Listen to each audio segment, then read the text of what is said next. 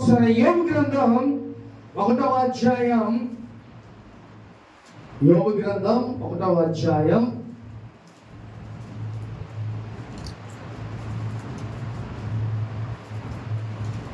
1వ వచనం ఒకసారి చదువుకుందాం. ఊజు దేశమందు యోబు అనే ఒక మనుషుడుండెను. యథార్థవంతుడును న్యాయవంతుడునై దేవుని యందు భయభక్తులు కలిగి చెడుతనమును విసర్జించను. చాలు, హల్లెలూయా. ఇక్కడ యోబు గురించి రోజు దేవుడు మనతో మాట్లాడుతున్నాడు. యోబు అంట ఊజు దేశంలో చాలా గొప్ప ధనికుడు. ఎవరంట? ఆయన ఊజు దేశంలో నంబర్ 1 కోటీశ్వరుడు ఆయన. అయితే ఈ యోబు అంత ధనం ఉండి అయినా కూడా దేవుని యందు ఎలా ఉంటాడంట? భయభక్తులు కలిగి, దేవుని యందు భయభక్తులు కలిగి ఉండి యథార్థవంతుడుగా ఉన్నాడంట. సో ఈరోజు మనకు కూడా యోబు లాగా ఈ క్వాలిటీ ఉండాలని దేవుడు మాట్లాడుతున్నాడు. ఫస్ట్ ఎలా ఉండాలంట? యథార్థంగా ఉండాలి, దేవుని యందు భయభక్తులు కలిగి మనం జీవించాలన్నాడు. కాబట్టి ఈ క్వాలిటీ, ఈ లక్షణాలు మనకు ఉన్నాయా? ప్రేమ దేవుని బిడ్డలరా, దేవుని యందు భయభక్తులు కలిగి ఉన్నామా? అలాగే యథార్థంగా మనము జీవిస్తున్నామా లేదా? దేవుడు అన్నాడు, సాతాను దేవుని దగ్గరికి వెళ్ళినప్పుడు ఏమని అంటుందంటే, దేవుడు ఏమన్నాడంటే ఆయన గురించి ఒక సాక్ష్యం ఇస్తున్నాడు. ఇప్పుడు మనకి దేవుడు ఒక కార్యం జరిగితే మన సాక్ష్యం చెప్తాం, కానీ దేవుడే యోబు గురించి ఒక సాక్ష్యం ఇస్తున్నాడు. ఏమనంట? నా యోబు గురించి ఏమైనా ఆలోచన చేసావా? నా యోబుని అసలు చూసావా? యోబు చాలా యథార్థవంతుడు. ఎవరు చెప్తున్నారంట? దేవుడే చెప్తున్నాడు స్వయంగా. ఈరోజు మనం ఎలాంటి వాళ్ళం ఎవరు చెప్పాలి? మన చుట్టుపక్కల వాళ్ళు చెప్పాలి. అరే ఈయన యథార్థవంతుడు, ఈయన నీతివంతుడు, ఈయన చాలా మంచివాడు అని ఎవరు చెప్పాలి? మన ఇరుగు పొరుగు వాళ్ళే చెప్పాలి. కానీ ఇక్కడ దేవుడు స్వయంగా యోబు గురించి చెప్తున్నాడు. ఎంత గొప్ప విషయమో ప్రేమ దేవుడు. స్వయాన దేవాతి దేవుడే యోబు గురించి చక్కగా ఆయన యథార్థవంతుడు, ఆయన గురించి ఒకసారి చూసావా అని సాతానుతో చెప్తున్నాడు. అది ఎంత యథార్థవంతుడు! ఆయన చాలా ధనవంతుడు అయినప్పటికీ దేవుని యందు భయభక్తులు కలిగి ఉండే వ్యక్తి, అలాగే యథార్థవంతుడుగా ఉండేవాడంట. కాబట్టి ఇలాంటి సాక్ష్యం మనం పొందుకోవాలి, ఇలాగ మనం కూడా జీవించాలని దేవుడు ఆశపడుతున్నాడు. ప్రేమ దేవుని బిడ్డ, కాబట్టి యథార్థవంతమైన జీవితం మనం జీవించాలి, దేవుని యందు భయభక్తులు కలిగి మనం ఉండాలని ఈరోజు దేవుడు మాట్లాడుతున్నాడు. ప్రేమ దేవుని బిడ్డలారా, యథార్థంగా మనం జీవించాలి, జాగ్రత్తగా దేవునిలో ఈ లోకంలో మంచి క్రియలు చేయాలి. ప్రేమ దేవుని బిడ్డ, దేవుడు ఈ లక్షణాలు మనకు కూడా ఉండాలని ఆశపడ. నువ్వు కూడా ఆ స్థితిలో ఉంటే దేవుడు కూడా ఏం చేస్తాడంట? నీ గురించి సాక్ష్యం దేవుడు ఇస్తాడు. దేవుడు కూడా నిజంగా ఆయన ఏమైపోయాడంటే కంప్లీట్గా జీరో అయిపోయాడు యోబు. ఒకప్పుడు ఈ మాట ఎప్పుడంట? స్టార్టింగ్ వచ్చినలో చెప్పాడు. స్టార్టింగ్ మొదట చాప్టర్లో చెప్పాడు. ఆఖరి చాప్టర్లో ఏమైందో తెలుసా? దేవుడు అతన్ని గొప్ప స్థితిలోకి మళ్ళీ తీసుకెళ్ళాడు. ఇప్పుడు ఈయన గొప్ప స్థితిలో ఉన్నప్పుడు యథార్థంగా ఉన్నాడు, డబ్బులు ఉన్నప్పుడు చక్కగా దేవుని యందు భయభక్తులు కలిగి ఉన్నాడు. ఈ 2 లక్షణాలు ఉన్నారు. అయితే తర్వాత ఏమైందంట? డబ్బు పోయింది, భార్య వదిలేసింది, పిల్లలు పోయారు, స్నేహితులు విడిచిపెట్టేశారు, స్నేహితులు వాదిస్తున్నారు. భార్య ఇంకెందుకయ్యా దేవుడు అంటావు, ఒక దేవుడు అనేసి నువ్వు చచ్చిపో అవసరం అయితే అనే మాట. అంటే ఆ స్థితికి వెళ్ళిపోయారు, అన్నీ పోయి ఆఖరికి తన దగ్గర జీరో అయిపోయాడు. ఎక్కడి నుంచి అంట? కోటీశ్వరుడి నుంచి జీరోకి వచ్చేసాడు. అయినా కూడా ఆయన దగ్గర ఏం పోలేదు తెలుసా? దేవుని యందు భయభక్తులు పోలా, యథార్థత పోలా. ఆయన దగ్గర ఏమేమి పోయినాయి అంటే డబ్బు పోయింది, సమస్తం కోల్పోయాడు, జీరో అయిపోయాడు. అయినా దేవుని యందు భయభక్తులు బట్టికి విడిచిపెట్టలే. ఈ రోజుల్లో మన దగ్గర డబ్బులు ఉంటేనే దేవుడు, లేకపోతే మనకి జాగ్రత్తగా దేవుడు అన్ని సమృద్ధిగా ఉండాలి, కార్యాలు జరగాలి, లేకపోతే మనం దేవుడు కాదని అంటాం, అసలు దేవుడు ఆ ప్రార్థన ఆలకిస్తున్నాడని అంటాం. కానీ యోబు మట్టుకి ఆ స్థితిలో లేడు. ప్రేమ దేవుని బిడ్డలారా, ఆయన పుట్టుకతోనే ఆయన గొప్ప స్థితిలో ఉన్నాడు. కానీ ఇప్పుడు ఏమైపోయాడ, జీరో పరిస్థితి, ఏమీ లేని పరిస్థితికి వచ్చేసాడు. అయినా కూడా ఏమన్నాడు తెలుసా, నా దేవుడే ఇచ్చాడు, నా దేవుడే తీసుకున్నాడు. అంటే ఎంత యథార్థంగా ఉన్నాడో చూడండి. అదే ఆ స్థితిలో మనం ఉన్నట్లయితే, ఆ దేవుడు నాకు ఏం చేశాడు, నాకు ఎలా జరగడం ఏంటి, అలా జరగడం ఏంటి అని దేవుడు మనం నిందిస్తూ ఉంటాం. కానీ యోబు జీరో అయిపోయినప్పటికి కూడా ఆయన యథార్థతను విడిచిపెట్ల, దేవుని యందు భయభక్తులు కలిగి ఉండటం ఆయన విడిచిపెట్ల. ఈరోజు మనం కూడా అన్నీ ఉన్నా లేకపోయినా జాగ్రత్తగా దేవుని యందు భయభక్తులు కలిగి మనం జీవించాలి. ప్రేమందేవుడా, నీలో ఉన్న యథార్థతను నువ్వు మట్టికి పోగొట్టుకోకూడదు. డబ్బులు ఉన్నప్పుడు సంతోషంగా ఉంటాం, డబ్బులు ఉన్నప్పుడు అన్నీ ఉంటాయి, అన్నీ వస్తాయి, అందరూ వస్తారు. కానీ దగ్గర ఏమీ లేనప్పుడు ఎవ్వరు రాకుండా ఉంటారు, అన్నీ కోల్పోతాం. అప్పుడు కూడా నువ్వు దేవుడంటే భయం కలిగి జీవించాలి. ప్రేమ, అది గొప్ప భక్తి, అది యథార్థవంతుడి లక్షణాలు. అంతేగాని అన్నీ ఉన్నప్పుడు దేవుడు, ఏమి లేనప్పుడు దేవుడు లాగా ఉండకూడదు. సో ఇప్పుడు దేవుడు యోబు గురించి గొప్ప సాక్ష్యం చెప్తున్నాడు. ఆయన అన్నీ ఉన్నప్పుడు ఒకలాగే ఉన్నాడు, ఏమి లేనప్పుడు కూడా తన యథార్థతను ఆయన పోగొట్టుకోవాలా. దేవుని యందు భయభక్తులు కలిగి ఆయన జీవిస్తున్నాడు. ప్రియమందేవుడా, హల్లెలూయా. కాబట్టి ఈరోజు నీ దగ్గర ఏమున్నా లేకపోయినా, నువ్వు ఏ స్థితిలో ఉన్నప్పటికీ కూడా నీ యథార్థతను వదిలిపెట్టమాకు. దేవుని యందు భయభక్తులు బట్టి నువ్వు వదిలిపెట్టకు మాకు. ప్రియమందేవుడా, దేవుని యందు భయభక్తులు కలిగి ఉంటే ఎంతో ఆశీర్వాదకరం. అర్థమవుతుందా? దేవుని యందు భయభక్తులు కలిగి ఉండటం మనకి ఎంతో మేలు, ఎంతో ఆశీర్వాదకరం. రోజు దేవుని యందు భయభక్తులు కలిగి జీవించాలి, అలా ప్రవర్తించాలి. ప్రేమ దేవుని బిడ్డ. అంతేగాని డబ్బులు ఉన్నప్పుడు ఒకలాగా, పూర్తిగా డబ్బులు పోయినప్పుడు, లేకపోతే మనం జీరో అయిపోయినప్పుడు కూడా మనం ఎలా పడితే అలా ఉండకూడదు. నీ భక్తి నువ్వు చచ్చిపోయేంత వరకు ఉండాలి. దేవుని యందు భయభక్తులు ఎలా ఉండాలంట, నువ్వు చనిపోయేంత వరకు అదే స్థితిలో నువ్వు మెయింటైన్ చేయాలి. అలాగే యథార్థతగా నువ్వు జీవించాలి. సో ఈరోజు దేవుడు మనందరూ యథార్థంగా ఉండాలని కోరుకుంటున్నాడు, దేవుని యందు భయభక్తులు కలిగి ఉండాలని కోరుకుంటున్నాడు. ప్రేమ దేవుని బిడ్డ, హల్లెలూయా. కాబట్టి ఈ లక్షణాలు కలిగి మనం ఉండాలని దేవుడు మాట్లాడుతున్నాడు. ప్రేమ దేవుని బిడ్డ, చూద్దాం ఒకసారి ఆదికాండం 5వ అధ్యాయం, ఆదికాండం 5వ అధ్యాయం 22వ వచనం ఒకసారి చదువుకుందాం.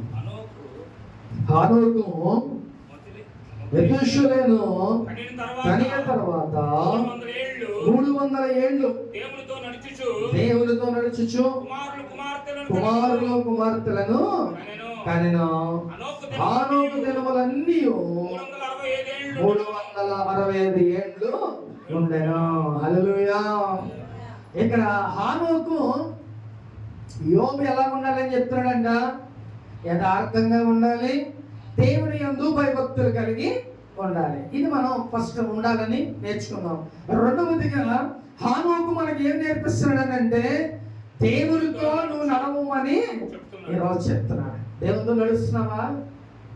దేవునితో ఎప్పుడెప్పుడు నడిచాడంటే హనోకు వారానికి ఒకసారా, లేకపోతే నెలకు ఒకసారా? హనోకు ఎప్పుడెప్పుడు నడిచాడు తెలుసా?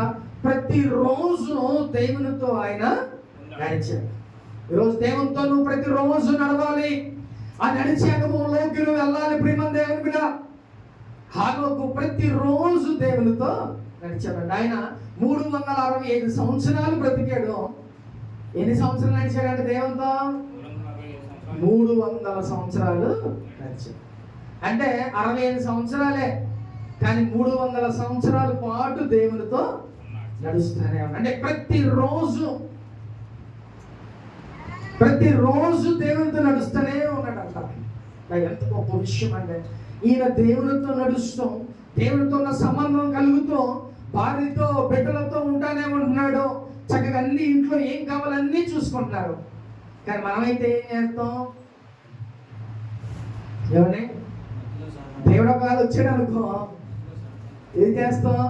నువ్వు ఉండవా బాబు, ముందు మా ఆవిడని చూసుకోవాలి, ఇంట్లో సరుకులు తెచ్చుకోవాలి, లేకపోతే అచ్చేయాలి ఇచ్చేయాలి అంటాం. అది మన పరిస్థితి.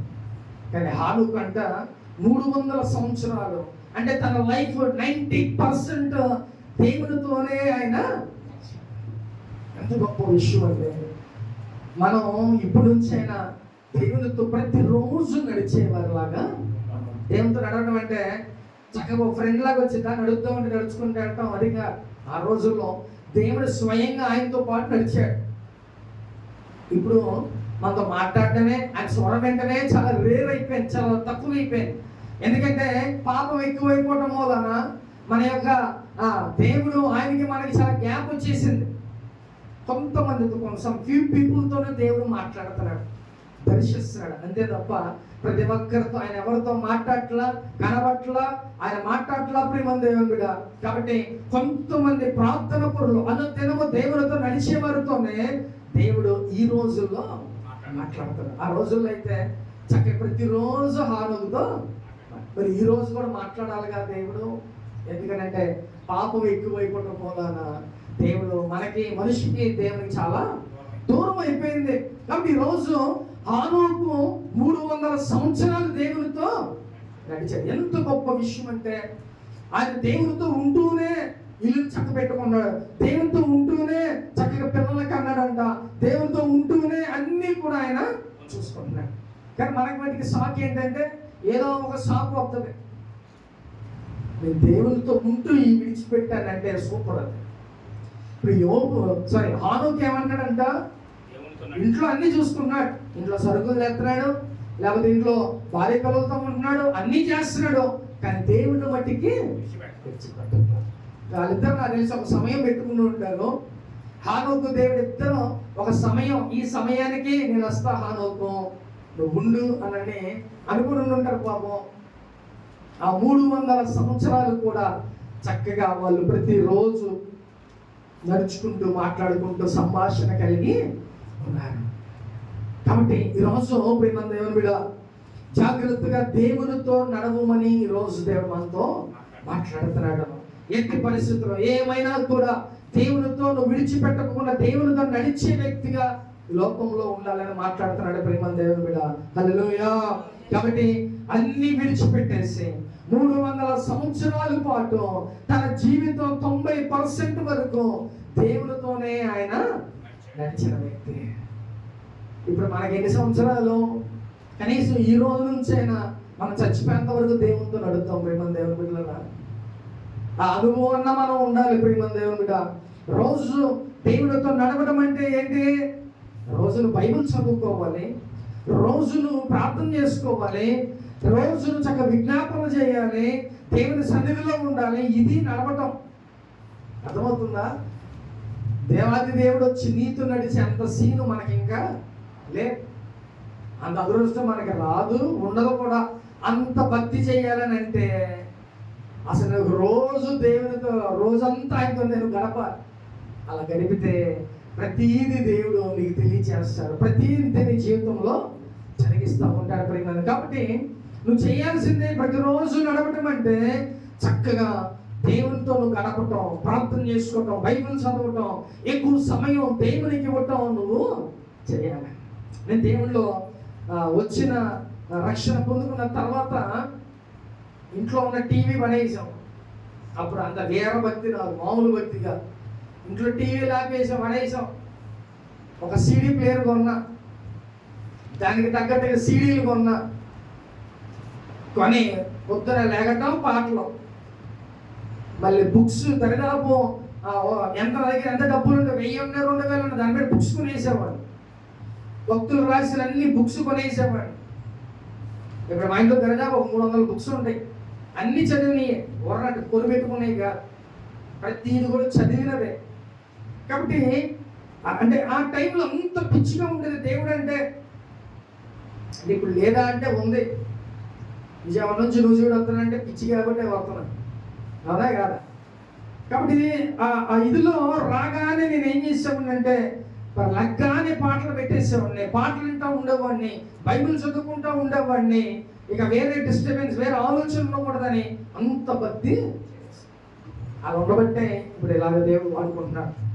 కాబట్టి ప్రేమ దేవుని బిడ్డలారా, చక్కగా ప్రతిరోజు నువ్వు దేవునితో నడవాలని ఆ లక్షణం మనకు ఉండాలి. ప్రేమ దేవుని బిడ్డ ఫస్ట్ ఎలా ఉండమని చెప్తున్నాడు దేవుడు, యథార్థంగా ఉండాలి, దేవుని యందు భయభక్తులు కలిగి ఉండాలని దేవుడు మాట్లాడుతున్నాడు. రెండవదిగా ఎలా ఉండాలంట, మనం దేవునితో నడిచే అనుదినము నడిచే వారిలాగా ఉండాలి. ప్రేమ దేవుని బిడ్డ, ప్రతిరోజు దేవునితో నడుస్తున్నావా? దేవునితో సంబంధం కలిగి ఉన్నావా? ప్రేమ దేవుని బిడ్డ, ప్రతిరోజు దేవునితో నడిచే వ్యక్తిలాగా ఉండాలి. ఇప్పుడు ఆ వ్యక్తి ఏమయ్యాడు తెలుసా? ప్రతిరోజు నడుచుకుంటూ వెళ్ళిన వ్యక్తి డైరెక్ట్గా ఆయనతో పాటు పరలోకానికి. ఎంత భాగ్యం అండి! దేవునికి నువ్వు కూడా సమయం ఇస్తే పరలోకం ఏమి వెళ్ళవు, కానీ నీ జీవితం ఒక మంచిగా దేవుడు దాన్ని డిజైన్ చేస్తాడు. ఇప్పుడు ఒకవేళ బాగోపోవచ్చు, ఈ రోజు నుంచి నువ్వు దేవునితో కానీ ప్రతిరోజు నడవగలిగితే దేవుడు నీ ఫ్యూచర్ని మంచిగా దేవుడు డిజైన్ చేస్తాడు, మంచిగా ఉంచుతాడు. నీ యొక్క ఫ్యూచర్ని రాబోయే రోజులో ఒక ఉన్నత స్థితిలో దేవుడు ఉంచుతాడు. మంచిగా దేవుని యందు భయభక్తులు కలిగి ఉండేలాగా దేవుడు నువ్వు చేస్తాడు. ప్రేమ దేవుని బిడ్డ, హల్లెలూయా. కాబట్టి ప్రతిరోజు నడిచిన వ్యక్తి డైరెక్ట్గా పరలోకానికి వెళ్ళిపోయాడు. మాట్లాడుకుంటూ పరలోకానికి వెళ్ళిపోయారంట. ఎంత గొప్ప భాగ్యం అంటే, ఈరోజు మనం కూడా అంత గొప్ప భాగ్యం మనం ఉండాలంటే, ఏదో ఒక రోజు చనిపోతాం, పరలోకానికి వెళ్ళాలని అంటే నువ్వు కూడా ఈ రోజు నుంచి దేవునితో నువ్వు నడిచే వ్యక్తిగా ఉండాలి. ప్రేమ దేవుని బిడ్డ, రోజు అలా నడుపుతామా దేవునితో? ప్రతిరోజు ప్రార్థన చేసుకోవాలి, ప్రతిరోజు బైబిల్ చదువుకోవాలి, ప్రతిరోజు దేవుని సన్నిధిని విడిచిపెట్టకుండా ఉండాలి. ప్రేమ దేవుని బిడ్డ, అంత గొప్పగా దేవునితో మనం నడిచే వ్యక్తులుగా ఈ లోకంలో జీవించాలి. ఇప్పుడు దాకా మనం ఎలా ఉన్నాం అది అనవసరం, కానీ ఈ రోజు నుంచి ఎలా ఉండాలంటే మనం దేవునితో నడిచే వ్యక్తులుగా మనం ఉండాలి. అలా జీవించాలని దేవుడు కోరుకుంటున్నాడు. అంతేగాని వారానికి ఒక రోజు వచ్చి వెళ్ళిపోయేలాగా ఉండదు. దేవుడు ఏం చేశాడు? ప్రతిరోజు ఆయన దగ్గరికి వచ్చేవాడు. చక్కగా కూడా టయానికి వెళ్ళిపోయేవాడు. అలాగే మనం కూడా ప్రతిరోజు దేవునితో మనం నడిచే వ్యక్తిగా ఉండాలి. ప్రేమ దేవుని బిడ్డ, హల్లెలూయా. కాబట్టి మనందరం అటు విధంగా ఉండాలని, ఆ లక్షణాలు కలిగి ఉండాలని నా దేవుడు ఈరోజు మాట్లాడుతున్నాడు. ప్రేమ దేవుని బిడ్డ, చూద్దాం ఒకసారి కీర్తన గ్రంథం 52వ అధ్యాయం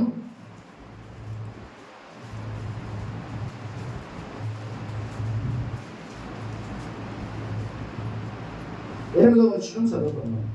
నేనైతే దేవుని మందిరములో పచ్చని ఒలివ చెట్టు వలె ఉన్నాను. నిత్యము దేవుని కృపయందు నమ్మిక ఉంచి ఉన్నాను. హల్లెలూయా. ఇక్కడ దావీదు అంటున్నాడు, నేనైతే దేవుని మందిరములో పచ్చని ఒలివ మొక్కలాగా ఎదగాలని కోరుకుంటున్నాడు. అలాగే నిత్యము దేవుని కృపయందు నమ్మిక ఉంచి ఉన్నాడు. ఇప్పుడు దీని అర్థం ఏంటంటే, ప్రేమ దేవుని బిడ్డలారా, దావీదు దేవుని సన్నిధిలో ఒక ఒలీవ మొక్కలాగా ఎదగాలని ఆశపడుతున్నాడు. అంటే ఫస్ట్ ఆఫ్ ఆల్ ఆయన ఏం కోరుకుంటున్నాడు అంటే దేవుని సన్నిధిలో ఉండాలని ఆశపడుతున్నాడు. రెండవది ఒలీవ మొక్కలాగా ఎదగాలని కోరుకున్నాడు. ఒలీవ మొక్క ఎలా ఎదిగిద్ది అంటే స్ట్రైట్ గా ఎదిగిద్ది, వంకర టెంకరగా ఎదగదు. ఒకసారి అలా హైట్స్ చాలా ఎత్తుగా ఉంటాయి. ఒలివ మొక్కలు మంచి శ్రేష్టమైనవి, అవి జాగ్రత్తగా హైట్గా ఎదుగుతాయి. ఇప్పుడు నేను దేవుని సన్నిధిలో కూడా ఒక ఒలివ మొక్కలాగా నేను ఎదగాలని ఆశపడుతున్నాను అంటాను. ఇప్పుడు ఒలివ మొక్కలాగా ఎదగటం అంటే దాని అర్థం ఏంటంటే, ఇప్పుడు మనం మంచిగా ప్రార్థన చేస్తున్నాం, నెక్స్ట్ నువ్వు ఏం చేయాలంట? చక్కగా మంచిగా బైబిల్ చదువుతూ వాక్యం కీర్తనలు చెప్పేలాగా ఉండాలి. ఇప్పుడు నువ్వు మంచిగా కీర్తనలు చెప్తున్నావు, బాగా ఎప్పుడైనా వాక్యం చెప్పే విధానంగా నువ్వు వెళ్ళిపోవాలి. ఇంకా నువ్వు వాక్యం చెప్తున్నావు, ఇప్పుడు నువ్వు ఏం చేయాలంట? వరాలు పొందుకొని సంఘ క్షేమాభివృద్ధి కొరకు నువ్వు ఏం చేయాలంటే ప్రవచించేవారిలాగా, ప్రవచించేదానికి లాగా, దర్శనాలు చూసేవారిలాగా, దర్శనాలు కనేవారిలాగా ఈ లోకంలో నువ్వు జీవించాలి. అది ఎదగటం. అర్థమవుతుందా? దేవుని సన్నిధిలో ఒలివ మొక్క ఎదిగినట్టుగా ఎదగటం అంటే నువ్వు అంచెలంచెగా దేవుని విషయంలో నువ్వు ఎదుగుతూ ఉండాలి. అదే ఒకళ్ళు చాలా మంచి ప్రార్థన పరులు, వాళ్ళు చూసి మనం కూడా ప్రార్థన నేర్చుకోవాలి అనుకోవాలి. అర్థమవుతుందా? లేకపోతే వీళ్ళు వాక్యం బాగా చదువుతున్నారు, మనం ఇంకా బాగా చదవాలి. లేకపోతే వాళ్ళు దర్శనాలు చూస్తున్నారు, కళలు చూస్తున్నారు, మనం కూడా దర్శనాలు చూడాలి, కళలు చూడాలి. మన ద్వారా ఇంకా దేవుడు గొప్పగా సంఘానికి ఒక మేలుకరంగా ఉండాలి అని నువ్వు ఆశపడాలి. అలాగే నువ్వు సన్నిధిలో, దేవుని సన్నిధిలో ఒలీవ మొక్కలాగా ఎదగటం అంటే అది అర్థం. అంతేగాని ఎక్కడ వేసిన బొంగలు అక్కడే ఉండటం కాదు. నువ్వు ప్రార్థన చేస్తున్నావా, మంచిగా వాక్యం చదివి వాక్యం వివరించేలాగా ఎదుగు. అక్కడి నుంచి ఇంకా నువ్వు వరాలు పొందుకోవాలి. సంఘంలో ప్రవచించేవారిలాగా, సంఘంలో చక్కగా దర్శనాలు కళలు చెప్పేలాగా ఆ స్థితిలోకి నువ్వు ఎదగాలి. అది ఎదగటం అంటే. ఏమైనా మొక్కను మనం పెట్టాం, మంచిగా నీరు పోస్తున్నాం, మంచి ఎరువు వేస్తున్నాం, అది పెరగకుండా ఉంటుందా? పెరిగిద్ది, కంపల్సరిగా అది ఎదిగిద్ది. అలాగే మంచిగా వాక్యం వింటున్నారు, మంచిగా చక్కగా ఆరాధనలో ఉంటున్నారు. ఇప్పుడు మీరు ఏమవ్వాలంట? ఎదగ, స్టెప్ బై స్టెప్. నువ్వు చక్కగా ప్రార్థన చేస్తున్నావు, ఇంకా తర్వాత నెక్స్ట్ ఏంటి, తర్వాత ఏంటి, తర్వాత వరాలు పొందుకోవాలి, తర్వాత చక్కగా దర్శనాలు చూడాలి, కళలు చూడాలి, సంఘానికి ఒక క్షేమకరంగా నువ్వు ఉండాలి. అది ఎదగటం. అందుకనే మనం ఇంకా ఇక్కడే ఉంటే అది కరెక్ట్ కాదు. ప్రార్థన వీరులు అంటారు. దాని అర్థం ఏంటంటే, ఒక అంశం తీసుకుంటే దాని అంశం, ఆ ప్రార్థన అంశం అది జరిగేదాకా వాళ్ళు ప్రార్థన చేస్తూనే ఉంటారు. వాళ్ళు ఏమంటారంటే ప్రార్థన వీరులు అంటారు, లేదా ప్రార్థన యోధులు అని అంటారు. ఆ స్థితిలోకి మనం వెళ్ళిపోవాలి. కాబట్టి ఈరోజు దేవుని సన్నిధిలో నువ్వు ఒలీవ మొక్కలాగా నువ్వు ఎదగాలని ఆశపడాలి. దావీదు అంటున్నాడు, నేను ఒలీవ మొక్కలాగా నీ సన్నిధిలో నేను ఎదగాలని ఆశపడుతున్నానయ్యా. ఎవరంట ఆయన? దావీదు ఒక రాజు, సామాన్యమైన వ్యక్తి కాదు, రాజు అలా కోరుకుంటున్నాడు. మరి నువ్వు నేను ఏం కోరుకోవాలి? సరే జ్ఞాపకం చేసుకోబడి మన దేవుడు, ఆయన రాజు అయినప్పటికీ కూడా నీ సన్నిధిలో నేను ఎదగాలని ఆశపడుతున్నాడే. మరి సామాన్యమైన మనం దేవుడి కొరకు ఆశపడాలి, తృష్ణ కలిగి ఉండాలి, ఒక తపన కలిగి ఉండాలి. ప్రియమైన దేవుని బిడ్డ, దేవుని సన్నిధిలో అయ్యో నేను ఇంకా ప్రార్థన చేస్తానే ఏమంటున్నా, ఇంకా నేను ఎప్పుడు ఎదిగేది, నేను ఎప్పుడు వరాలు పొందుకోవాలి, ఎప్పుడు కళలో కనాలి, ఎప్పుడు దర్శనాలు చూడాలి. ఇవి ఇంకా స్టెప్ బై స్టెప్ నువ్వు ఒక స్థితిలోకి వెళ్ళిపోవాలి. అప్పుడు అది సేవకుడికి సంఘానికి ఉపయోగకరం. అంతేకాని ఇంక ఎప్పుడు మనం ఇలాగే ఉంటే ఎవరికి ఉపయోగం? సంఘంలో సేవకుడికి సంఘానికి ఉపయోగకరంగా నువ్వు జీవించాలి ప్రియమైన దేవుడు కూడా. అందుకనే మీరు కూడా ఇప్పుడు నువ్వు ఏ స్థితిలో ఉన్నావు, ప్రార్థన చేస్తున్నావా, చక్కగా బైబిల్ చదివి వివరించేలాగా ఉండు. లేకపోతే నువ్వు పరిశుద్ధాత్మను పొందుకో, వరాలు పొందుకో, సంఘానికి ఉపయోగపడే వ్యక్తిగా నువ్వు ఎదుగు. అది ఒలీవ మొక్కలా ఎదగటం అంటే. కాబట్టి ఈరోజు నువ్వు కూడా ఒలీవ మొక్కలాగా ఎదగాలని నా యేసయ్య కోరుకుంటున్నాడు. ప్రియమైన దేవుడు కూడా ఈరోజు ఎలా ఉన్నావు, ఏ స్థితిలో ఉన్నావు, నువ్వు ఇంకా ఎక్కడ వేసిన బొంగలు అక్కడే ఉన్నావేమో, అలా ఉండొద్దు. ప్రియమైన దేవుడు దయచేసి జాగ్రత్తగా నువ్వు ఏ స్థితిలో ఉన్నా దానికన్నా ఇంకా నువ్వు ఎదుగు, కొంచెం ఇంకా ఎదగాలి. ఒకళ్ళు చూసి మనం ఈర్ష్యగా అనుకోకూడదు. ఏముండాలంట? సంఘం ఒక పోటీ తత్వం ఉండాలి. అరే ఆయన బాగా చేస్తున్నాడు ప్రార్థన, నేను కూడా బాగా ప్రార్థన చేయాలి. లేకపోతే కళలు కంటుంది, నేను కూడా కళలు కనాలి. నేను దర్శనాలు చూస్తున్నాను, నేను దర్శనాలు చూడాలి. ఇవి తప్పన కలిగి ఉండాలి. ప్రియమైన దేవుడు కూడా దేవుని సన్నిధిలో ఎదగటం అంటే దావీదు రాజు అయినప్పటికీ నిజంగా ఆయన ఆశపడుతున్నాడు దేవుని సన్నిధిలో ఎదగాలని. కాబట్టి సామాన్యమైన మనం జాగ్రత్తగా దేవుని సన్నిధిలో ఎదిగేలాగా ఉండాలి. దేవుని కొరకు మంచిగా ఒక వరాలు కలిగి సంఘములో మంచిగా ఒక స్థితిలో మనం ఉండాలని ఆశపడాలి. అలా ఉండాలి ప్రియమైన దేవుని బిడ్డ. అలా ఉంటే దేవుడు చక్కగా నిన్ను ఆశీర్వదిస్తాడు. ప్రియమైన దేవుని బిడ్డ, నీ మూలాన ఇంకొకరికి ఆశీర్వాదం, నీ మూలాన ఇంకొకరికి అదొక ఆశీర్వాదకరంగా ఉంటుంది, మేలు. ఈరోజు నువ్వు ఎలా ఉండాలని కోరుకుంటున్నాడంటే దేవుడు, నువ్వు ఒలీవ మొక్కలాగా ఎదగాలని ఆశపడుతున్నాడు. ఈరోజు నువ్వు అలా ఎదుగుతున్నావా? ఇంకా ప్రార్థన చేసేవాడు ప్రార్థన లాగే చేసుకుంటానే ఉంటున్నావా? లేకపోతే ఇంకా బైబిల్ చదివేదానిలాగే ఉంటున్నావా? ప్రార్థన చేస్తే నువ్వు ప్రార్థన వీరురాల్లాగా అయిపోవాలి, ప్రార్థన వీరుడిగా అయిపోవాలి. ఆ స్థితిలోకి నువ్వు వెళ్ళిపోవాలి. నువ్వు ప్రార్థన చేస్తే కార్యాలు జరగాలి, ఆ స్థితిలోకి నువ్వు వెళ్ళిపోవాలి. కాబట్టి ఇప్పుడు నువ్వు ఏ స్థితిలో ఉన్నావో నీకు తెలుసు. కాబట్టి ఈ స్థితి నుంచి ఇంకా నువ్వు కొంచెం స్థితిలోకి ఎదగటానికి సంవత్సరం చక్కగా మనం ఏమనుకుంటామంటే మనం గ్రోత్ అవ్వాలి. అదే జాబ్ చేసే వాళ్ళు ఉంటే ఏమనుకుంటారంట, నేను కొంచెం గ్రోత్ అవ్వాలి అనుకుంటారు. లేదు సామాన్యంగా మనమైనా కూడా ఏమనుకుంటాం, ఈ సంవత్సరం ఎలా ఉన్నావు, రేపు సంవత్సరం కొంచెం ఆశీర్వదించబడాలి అని మనిషికి ఉన్న లక్షణం అలా ఉంటారు. అలాగే ఆత్మీకంగా కూడా మీరు ఏం ఆశపడాలని అంటే, దేవా ఆత్మీయ ఇప్పుడు నేను ఈ స్థితిలో ఉన్న, నెక్స్ట్ ఇయర్ ఇంకో కొంచెం స్థితి మెట్లో నేను ఉండాలి, అలా ఎదగాలి ప్రియమైన దేవుడా. హల్లెలూయా. కాబట్టి ఈరోజు 3 లక్షణాలు కలిగి నా దేవుడు ఉండాలని మాట్లాడుతున్నాడు. మొట్టమొదటిగా దేవుని యందు భయభక్తులు కలిగి యథార్థంగా మీరు బ్రతకమని దేవుడు మాట్లాడుతున్నారు. అలా ఉంటున్నావా? రెండవదిగా దేవుడు ఎలా ఉండమని చెప్తున్నాడంట, దేవునితో అనుదినము ప్రతిరోజు నడిచేలాగా ఉండాలి. ప్రతిరోజు నడుస్తున్నావా? వారానికి ఒకసారి నడుస్తున్నావా? జ్ఞాపకం చేసుకో. నీకన్నా అలుపు సలుపు ఉంటుందేమో, నా దేవుడికి అలుపు ఉండదు. నా దేవుడు ఎలాంటి వాడంట, కునుకడు నిద్రపో. అది నా దేవుడు. నువ్వన్న ప్రభా నాకు నిద్ర వస్తుందని అనుకుంటావు, లేకపోతే రెస్ట్ తీసుకుంటావు. కానీ నువ్వు ఎప్పుడు మోకరించి ప్రార్థన చేస్తే అది ఏ టైం అయినా అవని, ఏ జామ్ అయినా అవని, ఆయన కోసం రెడీగా ప్రార్థన అంటే సిద్ధంగా ఉంటాడు. అది మన దేవుడు. ఈరోజు హానోకు దేవునితో ప్రతిరోజు నడిచాడు. కాబట్టి ఈరోజు నువ్వు కూడా దేవునితో ప్రతిరోజు నడిచేలాగా ఉండాలని ఆశపడతారు. మూడవదిగా దేవుని సన్నిధిలో ఒక ఒలివ మొక్క ఎదిగినట్టుగా నువ్వు ఎదగాలి. ఇలాగే ఉండొద్దు, ఇంకా ఎదుగుతూ ఉండమని దేవుడు మాట్లాడు. కాబట్టి ఈ 3 లక్షణాలు కలిగి ఉండాలని దేవుడు ఆశపడుతున్నాడు. ఈ 3 లక్షణాలని కలిగి ఉన్నావా ప్రియమైన దేవుని బిడ్డ? నీవు ఎలాగ ఉన్నా సరే, ఏ స్థితిలో ఉన్నా యథార్థంగా విడిచిపెట్ట మాకు. దేవుని యందు భయభక్తులు కలిగి ఉండటం విడిచిపెట్ట మాకు. అలాగే దేవుని సన్నిధిలో ఒక ఒలివ మొక్కలాగా ఎదగాలని ఆశపడు.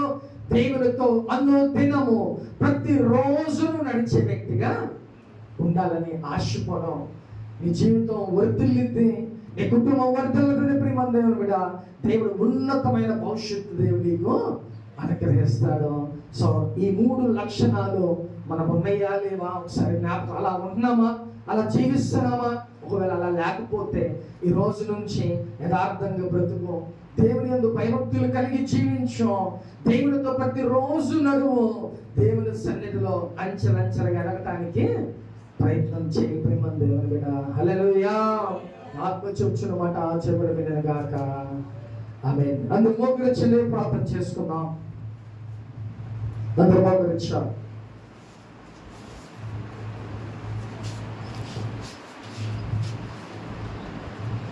స్తోత్రములు నాయనా.